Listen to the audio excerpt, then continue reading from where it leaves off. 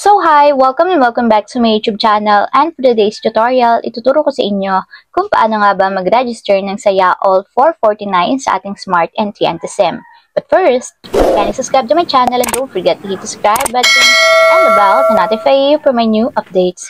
And if you want to learn more, just keep on watching and let's start! So ayan guys, for today's video mula sa ating mobile phone, pumunta lang tayo sa dial ng ating device.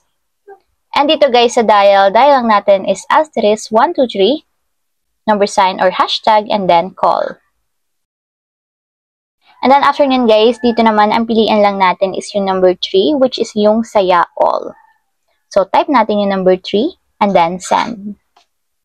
And then dito guys, hanapin nyo lang yung 449. So nandun siya sa number 4. So ang itatype natin is number 4, then tap send.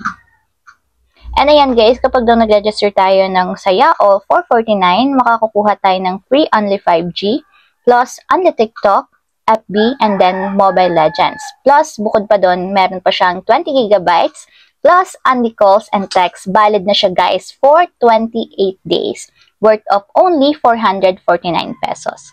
So, para makaregister guys, i-type lang natin yung number 1 to subscribe, and then send.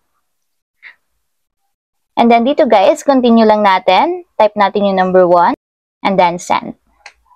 So ayun lang guys, ganun lang kasimple kung paano nga ba mag-register ng Saya All 449 sa ating Smart and TNT SIM. If you have a question, click comment down below and don't forget to hit the subscribe button and the bell to notify you for my new updates. And thank you for watching!